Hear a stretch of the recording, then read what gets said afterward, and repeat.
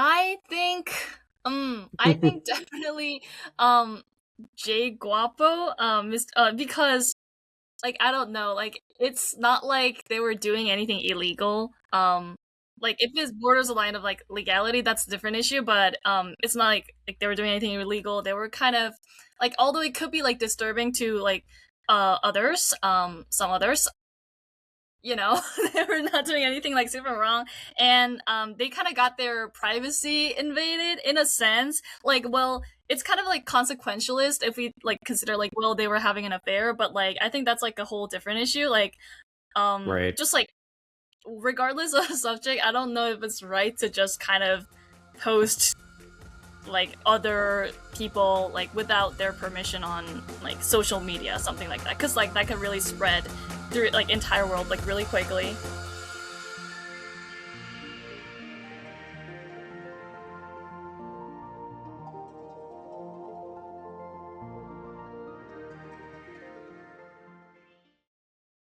Hip replacement episode number 68.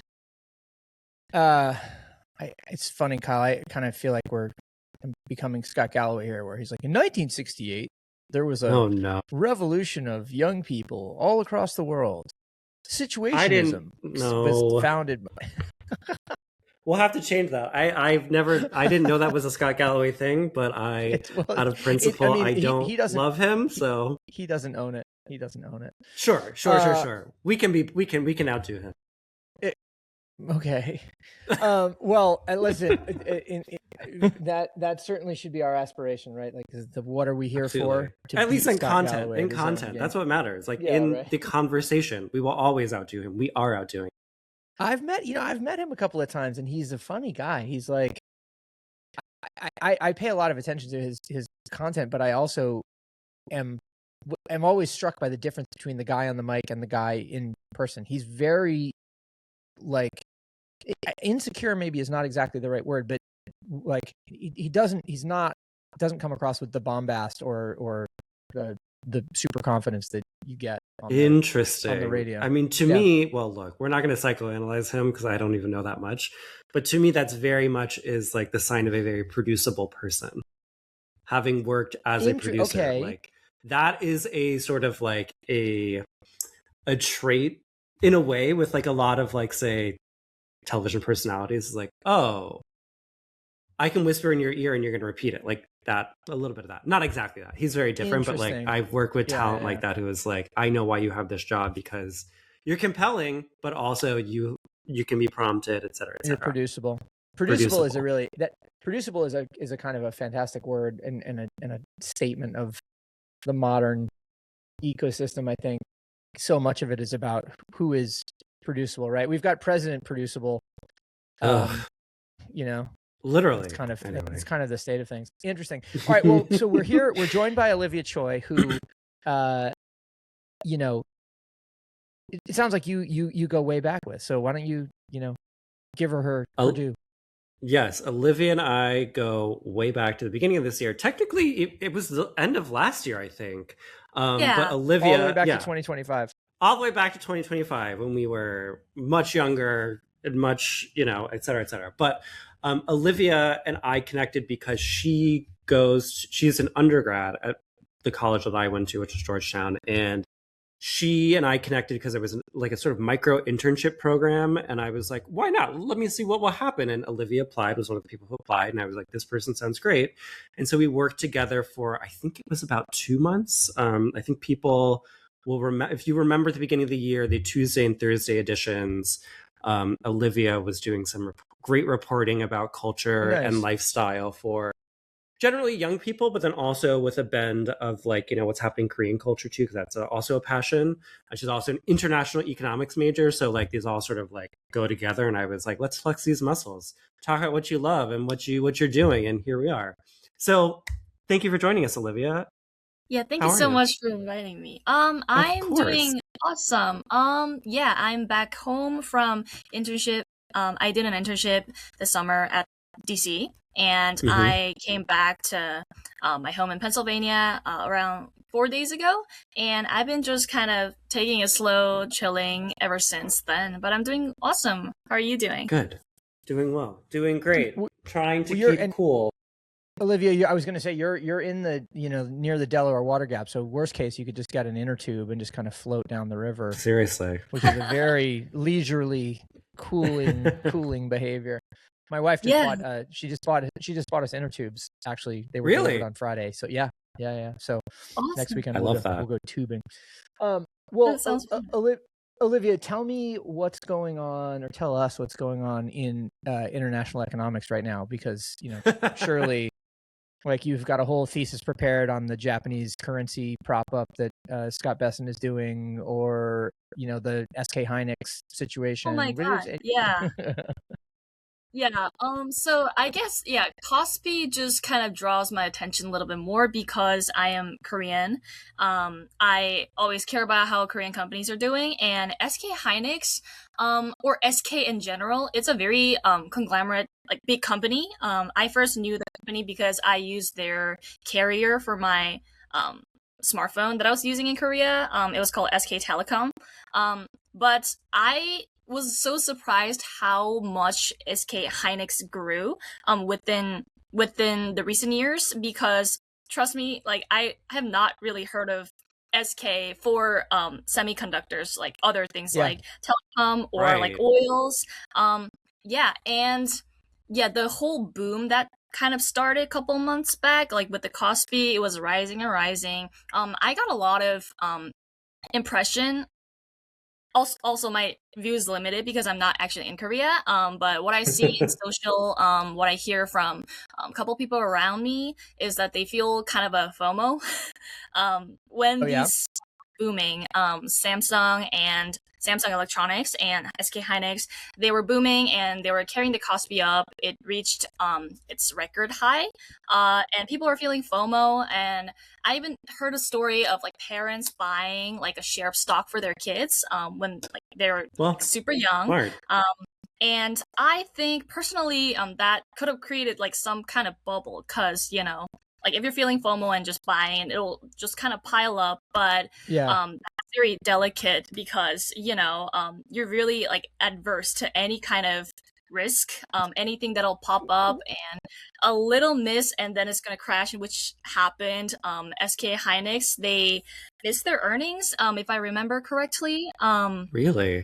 And I think from that, like, it crashed a lot. I know a lot of people also used leverage.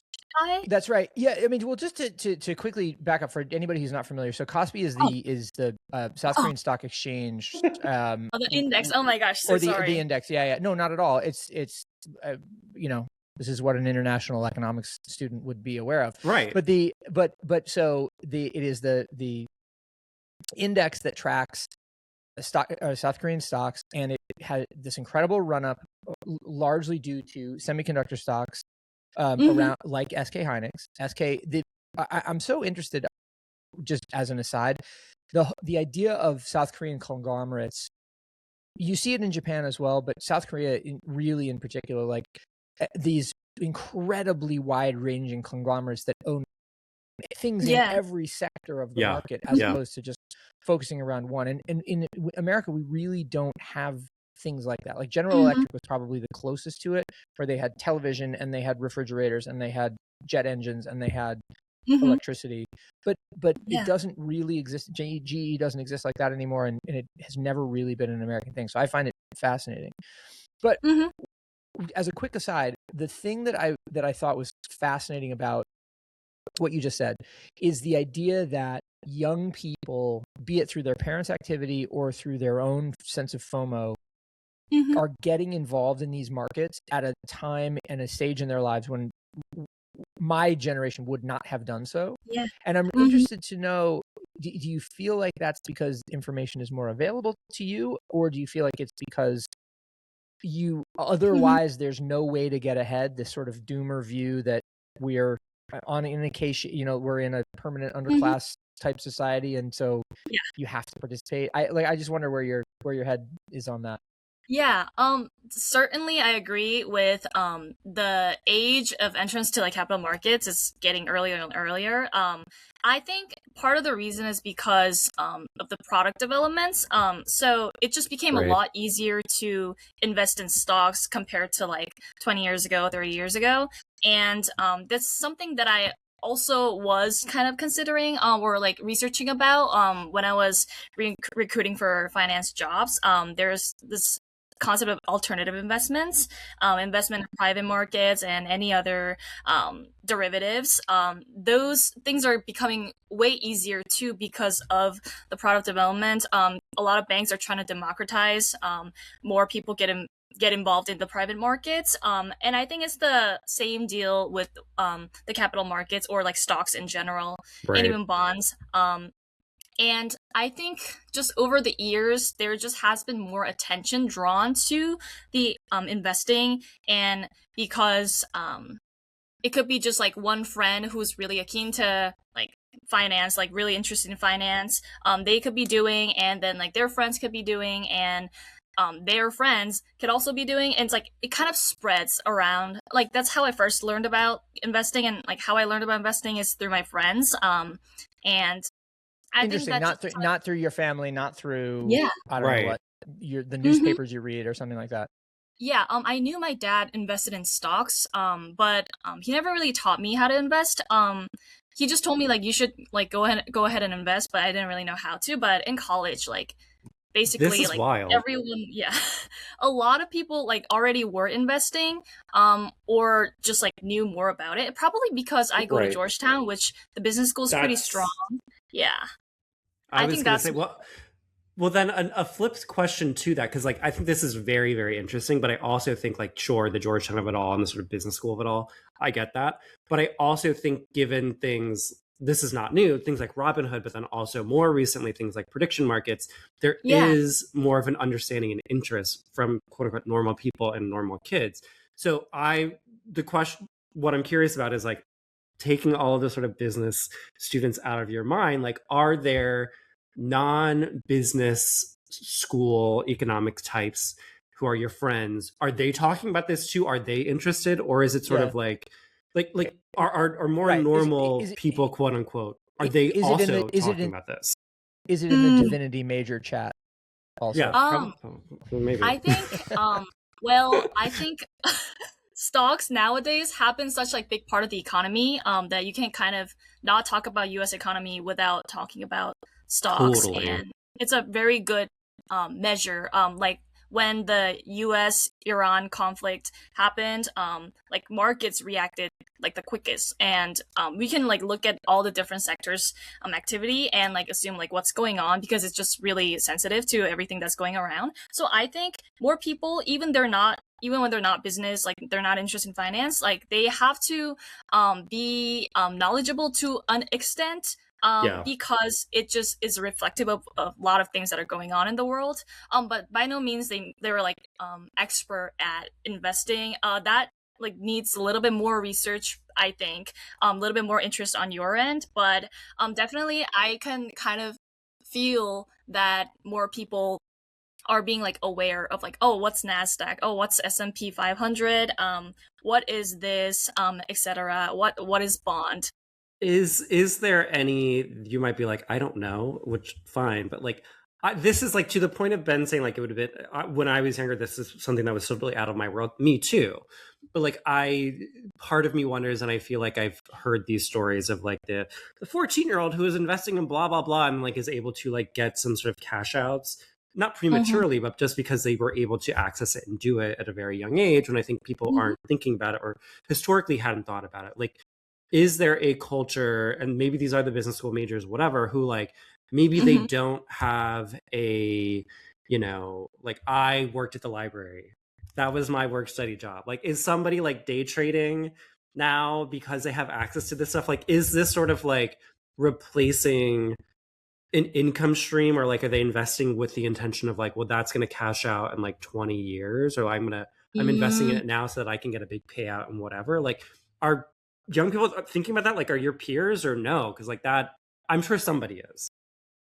So if we're talking about just like people who have zero interest or like knowledge in finance, like wanting I to mean, all of the invest, above, I uh, think, just in oh, the age group for sure. yeah, I think, well, this is just like my personal anecdote. I didn't know anything about stocks like freshman year of college, and like I always like been told by my parents saying that like you should invest in like at least like an index or something because like your money can grow. I didn't really like understand what it was, and my friends also told me like, yo, if you don't know anything about stocks and you want to invest, like or like you want to like grow the money, then just like put like a ton of money in S&P 500 and like then like let it rot for like 40 years and like open it. It's gonna be grown. And I think it is true definitely because Yeah, yeah. well the index is gonna like increase like steadily in a long term, like looking at it long term. And I think that's what other people like I see so many people like one of the relatives that I have, he's like pretty old and he doesn't know anything about stocks. So But he so just so am I, for what it's worth. But anyway, oh go ahead, please. yeah, you just put a pile of money in just like an index that's gonna grow in a long term, and that's what people really like kind of do. I think that's a more norm. I don't really see friends day trading, at least like near me. I think that's a little bit more of a like Fair, a fair. very I don't know. I can't really imagine anyone day trading besides someone who like actually has like an equipment to do so. Like Yeah, whether it's like fair, fair. yeah, I don't really see. And I think you get banned if you day trade. Like the app might ban you. That's amazing. Hey, I'm learning so much. Either way, this is like I granted, look, when I was in college and my whole life, I was always sort of like in the arts. So like this may have been a normal conversation for most people. Me, I was like, I'm making plays in short films and Yeah, I was painting, selling promo CDs. The which was probably the equivalent of buying stocks back then. I mean, yeah, Kind exactly. of. Something like it. Well, in any case, I find it fascinating. I had a conversation with series producer Campbell last night about putting some of his money into an index fund and just trying to let it sit there. And then we had this big story over the weekend about Leopold Aschenbrenner, who was the founder of Situational Awareness and this AI hedge fund that got over leveraged and collapsed on Friday, the day before his wedding, which is kind of an amazing, like What shocking is detail. Then again, his now wife is the chief of staff to Dario Amodei from Anthropic, so I think they'll be fine. But they'll be yeah, exactly. It'll be okay.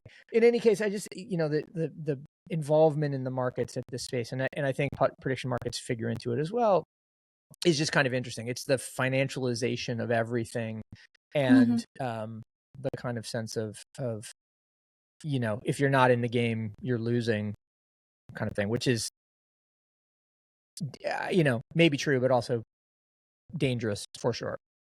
everyone becoming a man in finance. Yeah, right. Well, or everyone at the very least, coming under the level of transactional scrutiny, which brings us to our True. next story, which is the Central Park kiss cam. Jay Guapo God. as villain.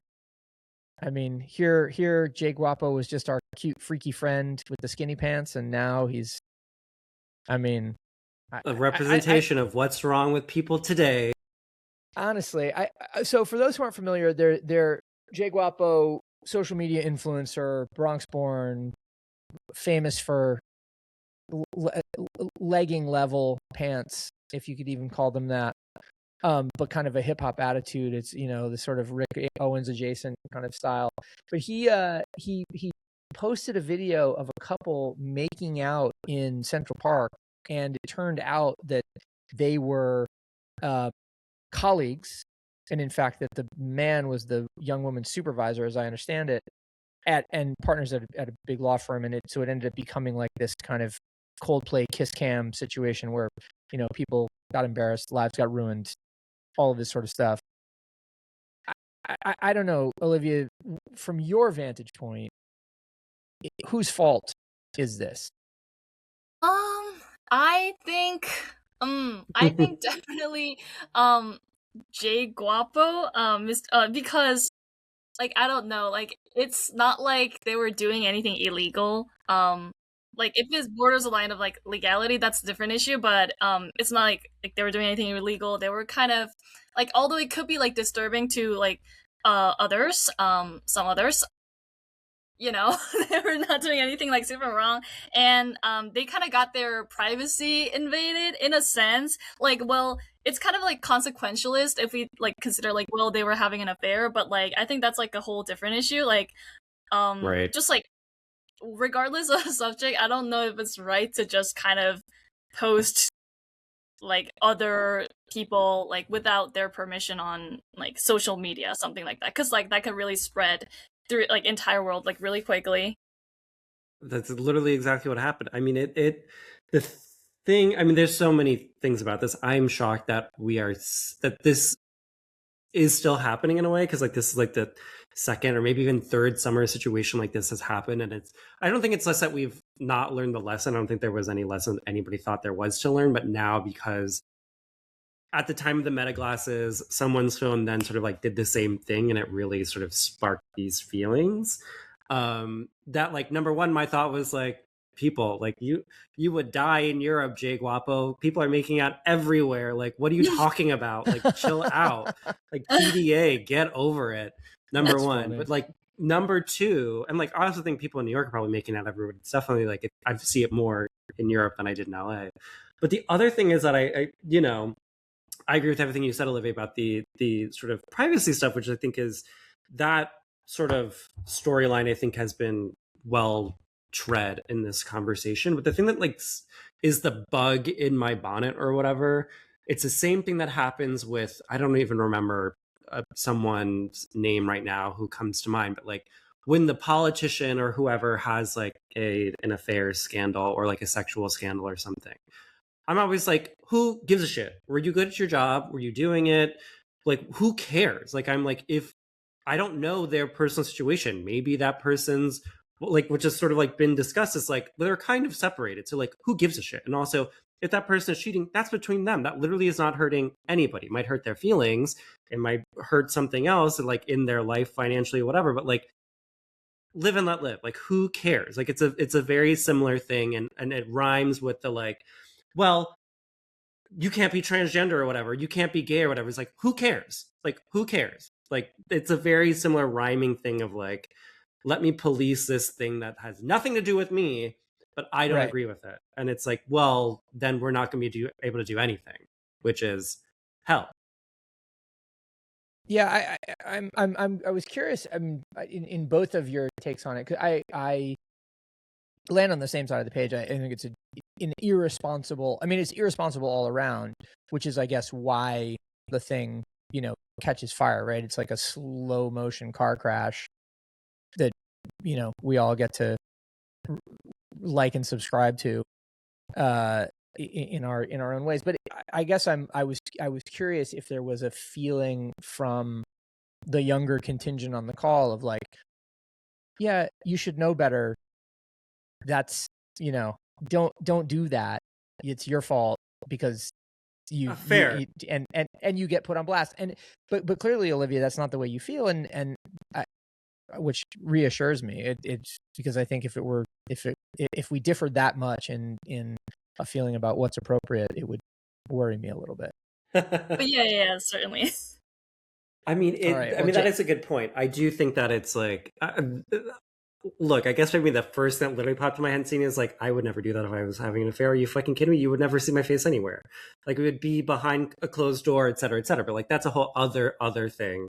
But I something else embedded in this that I think is also very different too. Well, two things is that like the kiss cam last year was like, the reaction really is what changed the sort of agreement in the interaction. Is like, if they just sort of ignored it or walked away, he would have stopped. Yeah, Which is the same thing with the Coldplay thing. They made such a big deal out of it that it became a big deal. Very Streisand effect. The other thing, which is different, is like, you know, Jay Guapo, I don't know how many followers he has, but he has a good amount. He has enough that Kim Kardashian was him for Halloween a few years ago. So like, he's well followed to some people. So like, the fundamental difference, I think, between Coldplay and this is that like, the post was literally sent out to millions of people, which like that is different. And like regardless of if they just walked away or whatever, there probably would have been a small echo, even if it was something just locally felt like, oh, my daughter sent me this and it looks like your dad was somebody else. Like something like that probably would have happened. But like this is a whole other thing because like of the broadcast mechanism, which wasn't what happened last summer. That's a big difference. Yeah. Well, it also the fact that these are lawyers also brings up inevitably the question of, love that, is this fair use given that they are non-celebrity private citizens but in public and being broadcast through a platform that is owned by a corporation but whose responsibility under Section 230 is limited to the actions of the creator. The creator is a professional creator. Like, where does this all net out? I think is going to be, I mean, it's not like I never want to hear about it again, to be totally honest, but also fair. I would like in 2 years someone to tell me what the like the consequence of this all was, because I think it could be pretty interesting. But this is exactly what I talked to people. I might have even written about this like last summer with the Coldplay thing, is like that situation I thought was so interesting because I was like, I feel like there's a legal case to be made about, appearance releases. And that, having worked in Hollywood, like you could not put somebody on camera unless they signed a legal document saying I consent to be on camera. And this obviously, social media is a very different thing, but like the Coldplay example was a perfect one. Like there probably was an appearance release by the concession stand, and that's why they could get away with it. But this is like it does, and especially the lawyers of it all, like maybe they will actually do what you're saying, because like that it's the same thing, and increasingly it's causing issues that relate to privacy, et cetera, and like it probably could ripple into larger surveillance concerns like Flock, et cetera. But like that, there's something there, and I'm surprised no one has poked at this yet. And hopefully, you're saying that, Ben, would be the butterfly effect for that. Like these now bummed out, fired lawyers to be like, let's fucking do something about this. Well, I mean, is that again? I haven't followed it, but is that what happened? Did they get fired? I think there's something like maybe on leave. Like I think last I heard there was something to that extent of like. I mean, it doesn't feel like I guess part of it is it's like it doesn't feel like a fireable offense, but then again, fireable offenses at this point are so beholden to the court of public opinion that it's a little hard to tell. All right. Well, anyway, let's move on. Especially because many people on the call or on the listening in may not have heard of Jay Guapo.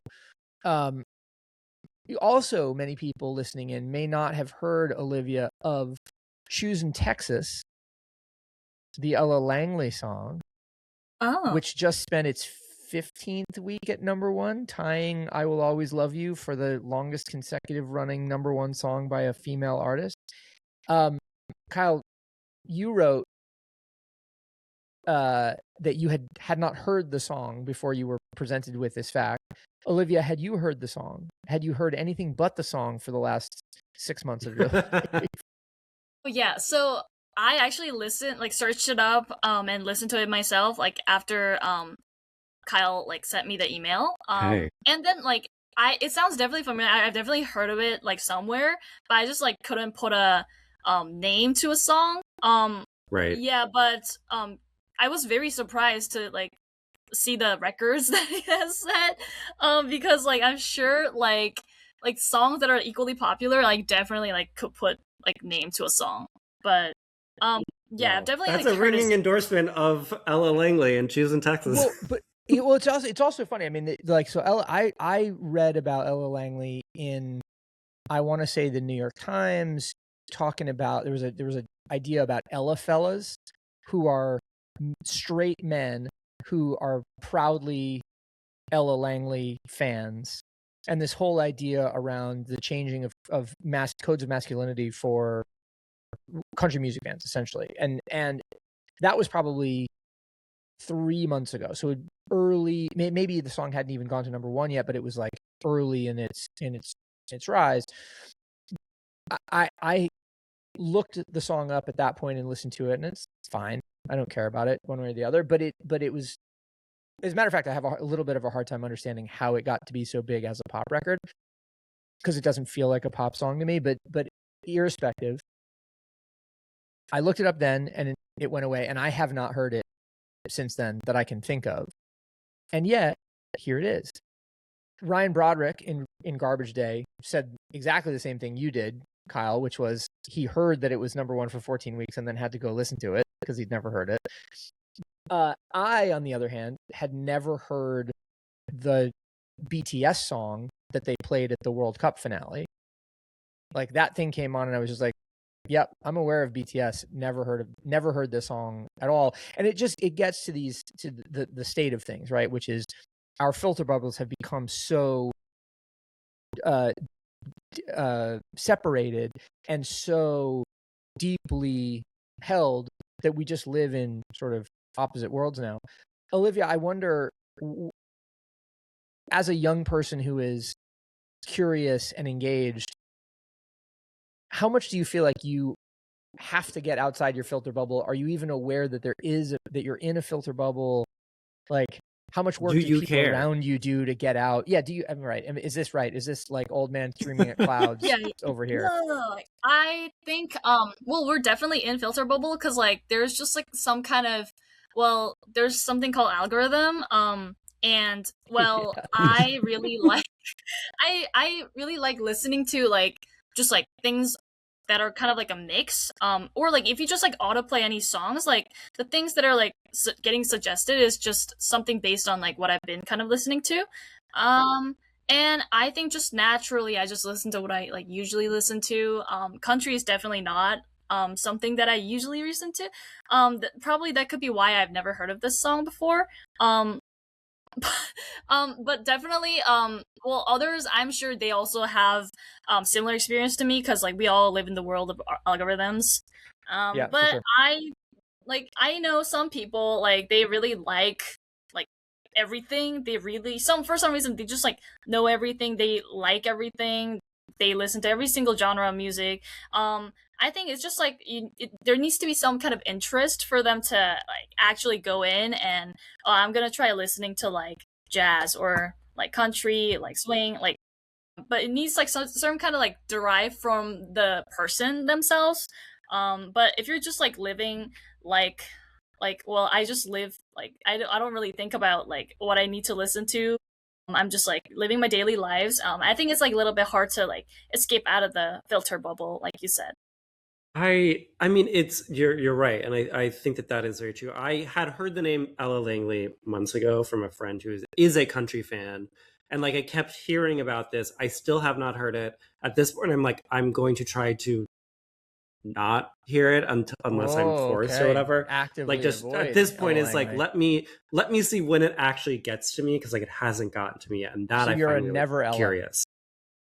Never I'm waiting for the world to reveal it to me because like that to me is like I'm not going to participate in the Streisand effect of it getting bigger because everybody's like what the fuck is this, but like I'm curious, like, you know, the I Will Always Love You or what there was, or the All I Want for Christmas as well. I think like those were records that it's sort of like competing to break.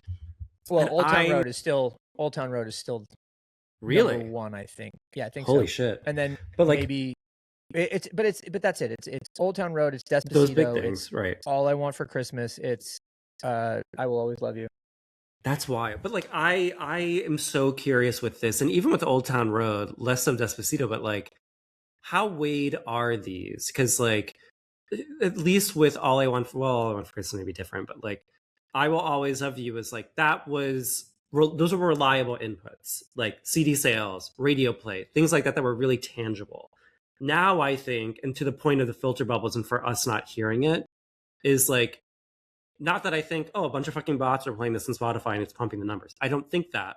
But it is this sort of like, well, is a me in a playlist gives it to me, or in this sort of like organic, inorganic space of my own very forced curated music, getting this thing, is that weight as much as a radio play? Like, you know what I mean? Because like I don't think it's the same thing. Like I think those are like apples and oranges completely. All of these, look, these values are all based on some sort of panel data where, you know, a number is given greater or lesser weight than similar number based on the person who is assigning the weight to it. I mean, when I worked in the music business and we did SoundScan numbers, it was like an indie store in a small market would be disproportionately more valuable from a stand. Like you could sell one CD at that place, but it would count as 7 because it's meant to indicate whatever, interest proportionally. I mean, exactly. no, that makes sense. But like it also, I think that there is, even if you fucking, well, I hate rap music or whatever in the 90s, you knew who Mariah Carey was and you knew who Whitney Houston were, and you knew those songs were out. Like, I think that is sort of a fundamental difference, is that like people don't even know who Ella Langley is. And like that to me is like, smells a little fishy. And I'm not questioning these authorities, but like that is a very different cultural agreement, because like, and I know we're post monoculture, etc., but like that makes me question the system and the metric. Well, okay, so to that end then, Olivia, what is the algorithm giving you? Yeah. So like there are certain genres that I listen to. I listen to a lot of electronic music, like hyper pop, just house music, and like K-pop, J-pop. Giving you the new 2 Shell record, basically. Yes. Yeah, it just gives me suggests me like anything within that genre. I think it has like some kind of like system within Spotify. It like identifies like a song with like multiple genres. That's how they do like wrapped stuff per se. Yeah, and those are the things that get recommended. It just kind of stays there. Okay, gotcha. I'm getting a lot of indie tinged female fronted electronic and guitar pop at the moment because of the Charlie record, because of the 2 Shell record, because of the Olivia Rodrigo record, because of I've gone back to the Wet Leg record recently. So these are all on Spotify. You guys are all Spotify, right? Yeah. Okay. I don't do any. Although I need to go. Apparently Charlie. There's a bunch of additional songs on Apple that are not on Spotify that I've got to go listen to. Maybe as a Charlie. I'm an Apple person, which is like very like I have to put the ring on it. You don't come giving me rings. I choose it. All right. I'm also exceptionalism over here. Yeah, something like that. But really quickly, I also like.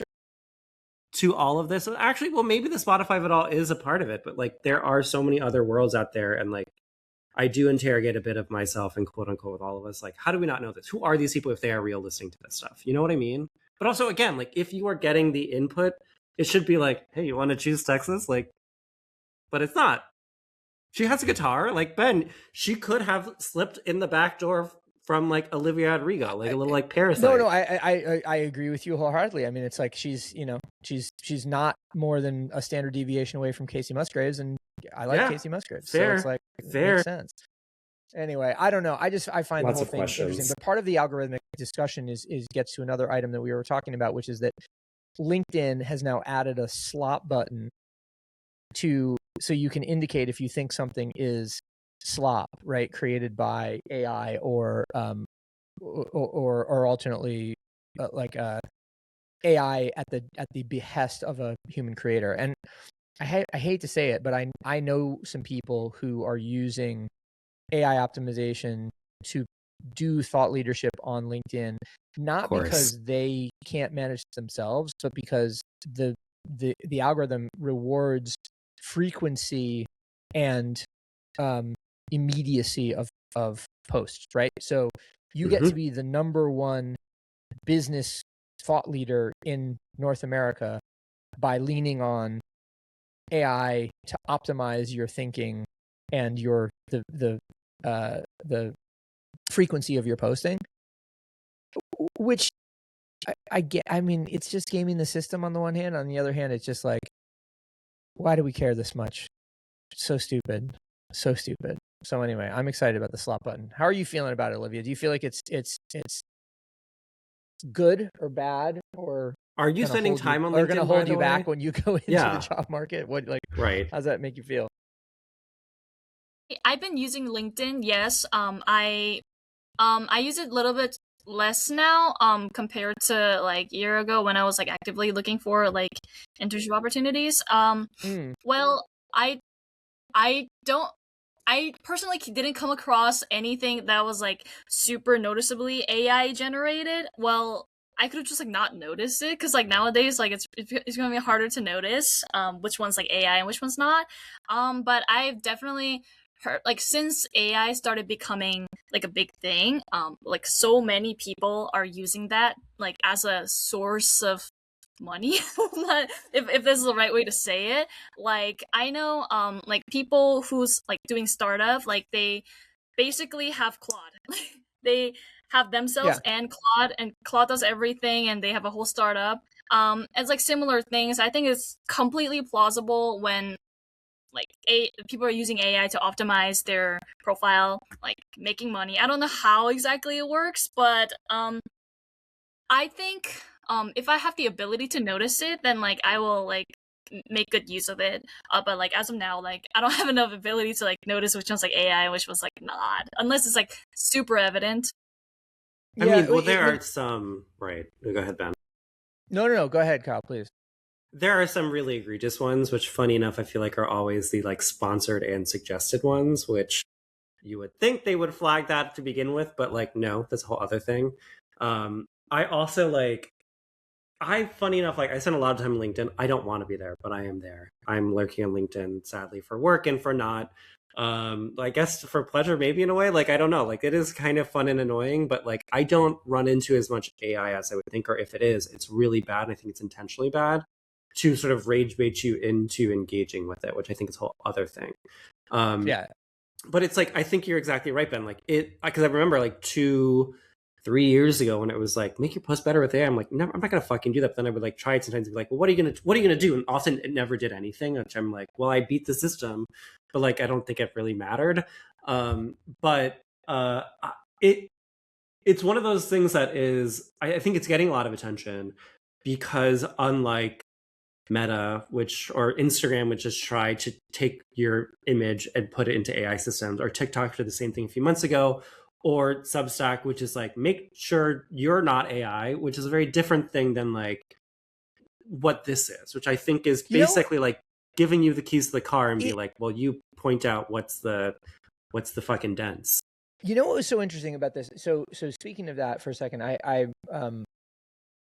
I recorded a conversation with the writer and newsletter publisher Michelle Luke on Friday, which, because of a foible in my publishing setup for Sick, I needed to turn around immediately, and so I took the transcript and I threw it into Perplexity, and I said, "Hey, turn this into a back and forth interview. Don't change anything. Just put it into dialogic format, right?" And which it did very quickly and very effectively. But what it also did was it put in all of the AI stuff, the M dashes and all of, these kind of like punctuation hallmarks of AI. Wow. I am functionally incapable of using an M dash correctly. I just use dashes all the time, like willy-nilly. I use dashes everywhere, but I don't use them properly. The thing that was interesting was after I put that in, I ran it through Substack's AI generator, and it came back 100% human. Now, that is because the conversation was 100% human, right? There was no AI involved in creating the conversation.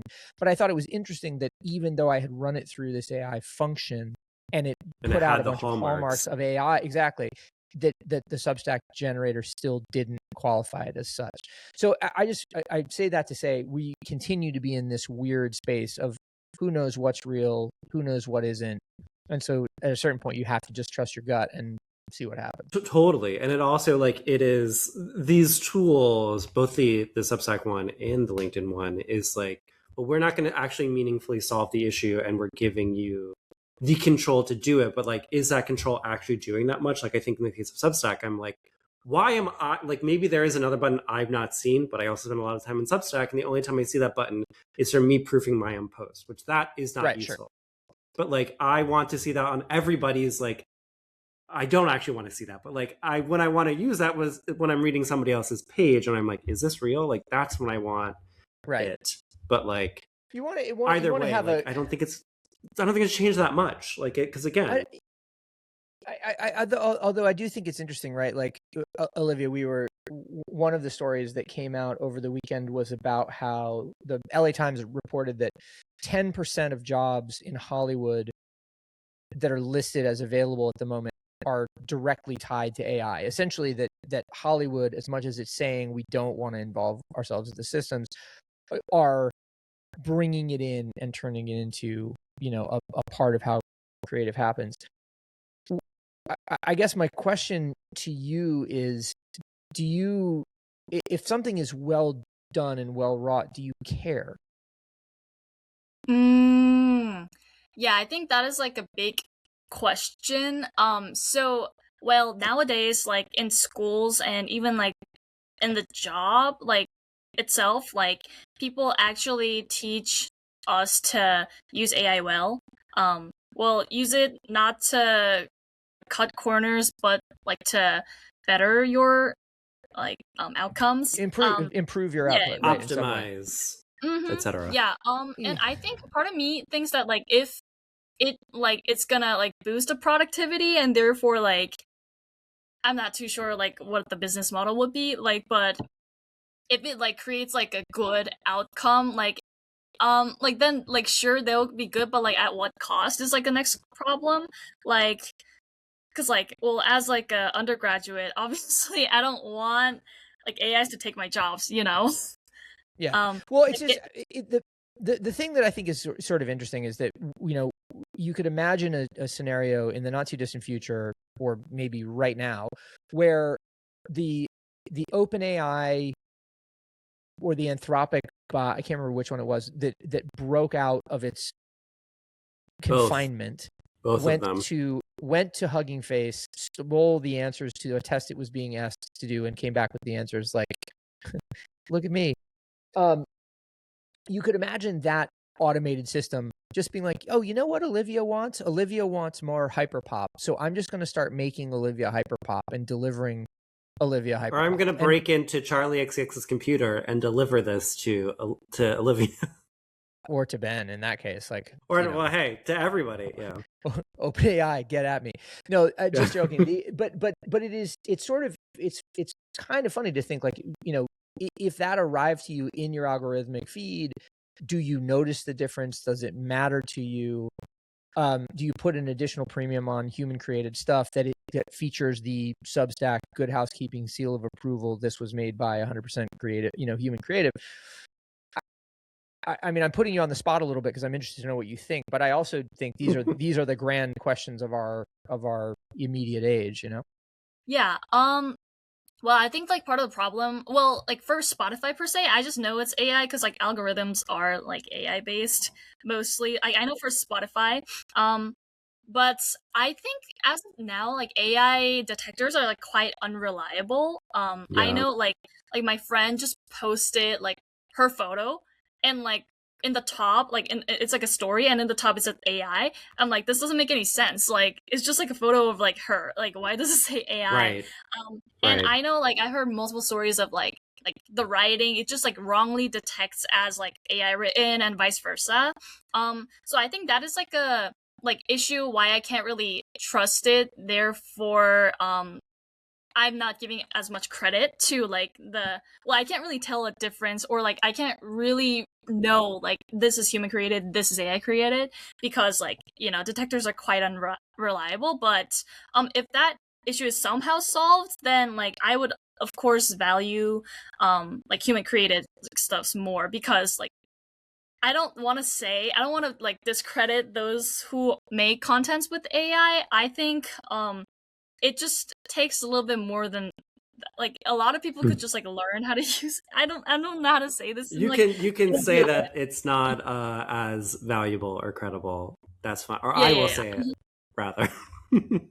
I think I think it, you know, it's funny you say all of that, because I mean it's true. It's like the testers or testing tools are unreliable, but then also the things that aren't it are like it's harder to discern. And like I think a really good example, sort of tying it back even to the not Spotify at all in a way, but like to music is like the whole drama around the song Rubbers by Phoenix Flexers, whatever the fuck his name is, which like has been a sort of sleeper hit or something in the summer. It's like a throwback. This is my choosing Texas. It's not very well, it's kind of catchy, but like it's once you listen to it, you're like, something's off. Like it's like the vibes are like off. It's Rubbers with a Z, Ben. And there was a deep dive Phoenix that came flexing and perps on the beat. Wow. Yeah, exactly. Okay. And like the way that I found out about it was because someone had exposed that like this is all AI. Or maybe not the vocals, but like, or maybe the vocals too, but like it is basically an AI song that sort of broke out of containment because it wasn't categorized and it was using a new technology that had renamed itself before the song came out. So like there's this whole like, well, this doesn't seem like it is the sleeper hit that it actually was, but maybe a sort of like use case of this technology that like is trying to pull the wool over eyes that like this is an organic hit and like it's a throwback, whatever, but like actually it is a very algorithmic something when you look at the program it came from. Because even like down to the lyrics, it is like repeating things that like it gives you whenever you ask, whenever you prompt it. I gotta tell you, I do think Phoenix Flexen deserves some credit though for wearing a roll of Costco packing tape around his wrist as a bracelet. Like that's pretty tight. Sure. I will let you give him that accolade. I actually have like something to add on to like your like point, Kyle. I think it's kind of crazy. Like recent years, like there has been like a lot of like emergence to AI music in a sense that I actually could like actively see it on my feed. Well, there's this song called GGEZ. I follow K-pop and a lot of K-pop culture is like based on like little like TikTok they film, and like a lot of songs are like short and catchy songs like that they quickly film to. This song called GGEZ is like a big like trend that K-pop idols are doing, and that song is like written completely with AI. I think the lyrics human wrote it, but like rest is just like AI generated. And also this other music called 10 Count, that is also like completely AI, and I just like actively see it on feed. And I remember like year ago I was like AI could make music, but like I'm not gonna see that on my like playlist at all. Like, but here I am like actually actively seeing it, which is kind of crazy to think about. Yeah, but it's it's remarkable that you were able, like you heard about it. Like there's a lot of people who didn't hear about it, sure, hence the success, but also like you're having gotten that information not from a fucking verifier, sadly, but like getting that information and knowing that caveat, like that is something big. And same thing with this Phoenix Flexen song is that like that is interesting that like that baggage is following, even if someone is trying to make it unknown that it's AI, like that baggage does catch up in a way, which is very interesting. Well, I mean, obviously this is going to be a topic for consideration and discussion over years to come. Olivia, it's been really fun having you on the pod. Thanks for joining us. Yeah, thank you so much for like inviting me. It was a really fun conversation. Thank you. Of course. Thank you for coming. Good to see you. And so everybody, Olivia, where can people find you when not here on Hip Replacement? Yeah, they can find me on LinkedIn. It's just Olivia Choi, like from Georgetown, and yeah, that's pretty much it. Okay. All right. Fabulous. LinkedIn it is. All right. Well, Kyle, you and I will be back next week for another episode of Hip Replacement. Olivia, we will see you again on a future episode, but good luck with everything in your next year of school at Georgetown, International Enjoy Economics. time off while you can before you got to go back. Yes, and you know, like let's let the people know when they should buy the dip on the Cosby too. So yes. All right, everybody. Well, listen, great to talk to you. We will talk again soon. Thanks, guys. Bye. Thank you.